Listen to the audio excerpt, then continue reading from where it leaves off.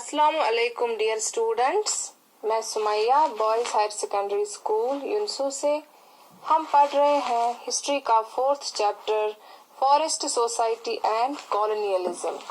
इस चैप्टर के पहले टॉपिक में हमने पढ़ा कि फॉरेस्ट सोसाइटी और कॉलोनियलिज्म किसे कहते हैं और डिफॉरेस्टेशन के वजूहात क्या थे during colonial rule in India.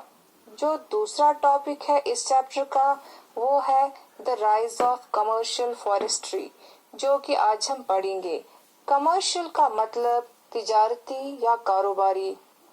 तो इस टॉपिक का मतलब है एक ऐसे फॉरेस्ट का आगाज जो कि तिजारती या कारोबारी लिहाज से ब्रिटिशर्स के लिए फायदेमंद हो। वो फॉरेस्ट जिसे ट्रेड के लिए इस्तेमाल किया जाए उसे कमर्शियल फॉरेस्ट कहा जाता है। तो ऐसे फॉरेस्ट का राइज कैसे हुआ इंडिया में ड्यूरिंग कॉलोनियलिज्म, चलिए पढ़ते हैं इसके बारे में आज। The rise of commercial forestry. अभी तक हमने देखा कि ब्रिटिशर्स को फॉरेस्ट्स को काटने की जरूरत थी ताकि वो रेलवे स्लीपर्स बना सकें, कमर्शियल क्रॉप्स की कल्टीवेशन कर सकें और ब्रिटेन में जो शिप्स बनाए जाते थे उनको भी लकड़ी यहीं से एक्सपोर्ट की जाती थी। इन सारी जरूरियातों को पूरा करने के लिए ब्रिटिशर्स को फॉरेस्ट्स की जरूरत थी। इनको रियलाइज हो गया कि अगर इसी तरह जंगल खत्म होते रहे तो इन्हें फॉरेस्ट से जो फायदे मिलते थे उनमें कमी हो सकती है। तो फॉरेस्ट्स को बचाने के लिए ब्रिटिशर्स ने जर्मनी से फॉरेस्ट एक्सपर्ट को इंडिया लाया जिसका नाम था डाइट्रिक ब्रैंडिस। डाइट्रिक ब्रैंडिस को पहला इंस्पेक्टर जनरल ऑफ फॉरेस्ट बनाया गया। ये पहली बार हो रहा था कि किसी को जंगलों की देखरेख के लिए अपॉइंट किया गया हो। ब्रैंडिस ने रियलाइज किया कि एक प्रॉपर सिस्टम अमल में लाने की जरूरत है फॉरेस्ट्स की कंजर्वेशन के लिए। रूल्स एंड रेगुलेशंस बनाने हैं ताकि लोगों को पता चले कि फॉरेस्ट रिसोर्सेज को किस तरह इस्तेमाल करना है और रूल्स फॉलो न करने पर किस तरह की सजा उन्हें मिल सकती है। सबसे पहला स्टेप था ब्रैंड्स का इंडियन फॉरेस्ट सर्विस सेटअप करना और ये उसने किया इन 1864। मतलब एक डिपार्टमेंट बनाया गया। इस डिपार्टमेंट के साथ जो लोग काम करते थे उन्हें फॉरेस्ट की देखरेख का काम दिया गया। जिस तरह IAS यानी इंडियन एडमिनिस्ट्रेटिव सर्विस के जरिए लोगों को अपॉइंट किया जाता है मुख्तलिफ एडमिनिस्ट्रेटिव डिपार्टमेंट्स में काम करने के लिए, इसी तरह फॉरेस्ट डिपार्टमेंट में काम करने के लिए इंडियन फॉरेस्ट सर्विस सेटअप किया गया। इसी के जरिए लोगों को अपॉइंट किया गया for the protection and conservation of forests. Like today we have BFO, Block Forest Officers at block level for the protection of forests at block level and DFO, District Forest Officer for the protection and conservation of forests at district level. इसे हम in short बोलते हैं IFS, Indian Forest Service। जैसे Indian Administrative Service को short में हम बोलते हैं IAS। तो आपको ये याद रखना है कि इंडियन फॉरेस्ट सर्विस की शुरुआत डाइट्रिक ब्रैंडिस ने की इन 1864। सेकंड स्टेप जो ब्रैंडिस ने उठाया वो था formulation of Indian forest act in 1865। अब बाज़ाब्ता तौर पर फॉरेस्ट्स के लिए कानून बनाया गया। थर्ड स्टेप था एक इंस्टीट्यूशन कायम करना जहां पे लोगों को नॉलेज प्रोवाइड की जाती थी फॉरेस्ट्स के बारे में। For this in 1906 Brandeis set up an imperial forest research institute eight Dehradun इन 1906। इस इंस्टीट्यूट में लोगों को साइंटिफिक फॉरेस्ट्री सिखाई जाती थी। اس سائنٹیفک فارسٹری میں کیا ہوتا تھا وہ ہم اب پڑھیں گے۔ جو نیچرل فارسٹس تھے وہاں پہ مختلف قسم کے پیڑ جو تھے انہیں کاٹا گیا اور ان کی جگہ پہ ایک ہی قسم کے پیڑ لگا دیے گئے، وہ بھی ایک سٹریٹ لائن میں۔ اسی کو پلانٹیشن بھی کہتے ہیں۔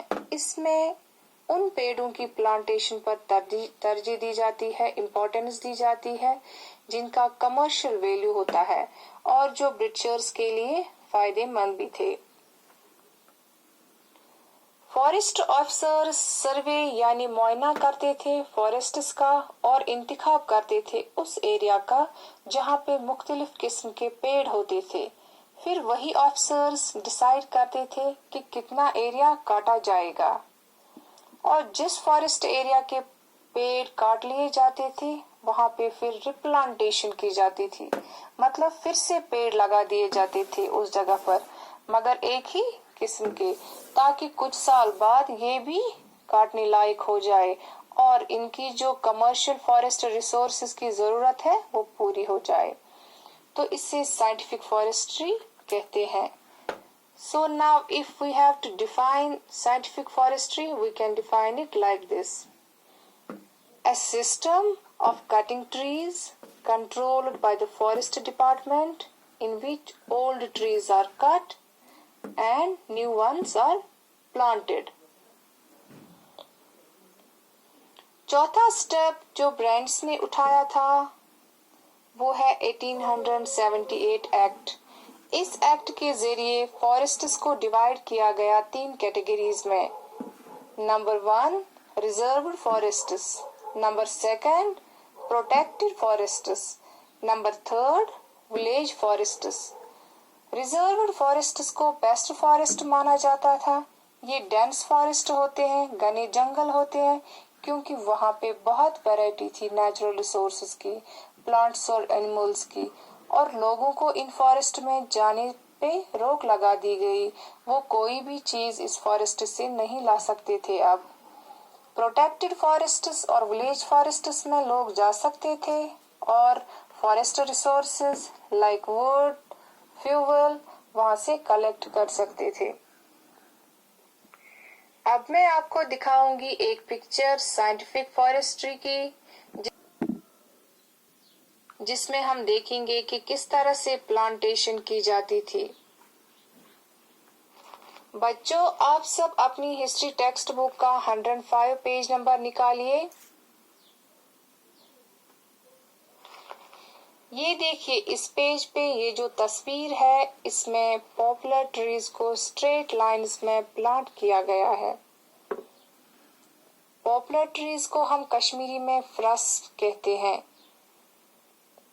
تو یہ تھی ڈائٹرک برینڈز کی سائنٹیفک فارسٹری۔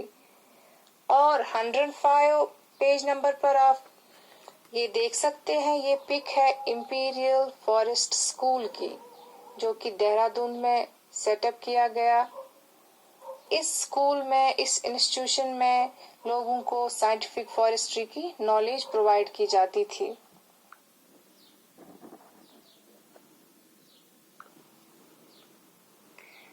تو ہم نے دیکھا کہ برٹشرز نے فارسٹس کو بچانے کے لیے کیا قدم اٹھائے۔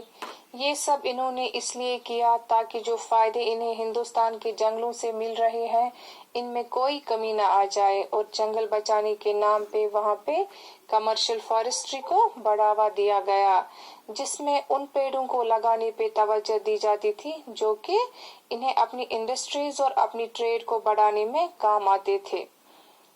تو آج کا جو یہ ہمارا ٹاپک تھا the rise of commercial forestry, اس میں ہم نے دیکھا کہ سائنٹیفک فارسٹری کیا ہے، ڈائٹرک برینڈز وہ کون تھے، انہوں نے کیسے انڈین فارسٹ سروس یہاں پہ لائے انڈیا میں، اور سائنٹیفک فارسٹری وہ بھی انہوں نے ہی لائی، یہ کیا تھی، یہ سب ہم نے آج پڑھا۔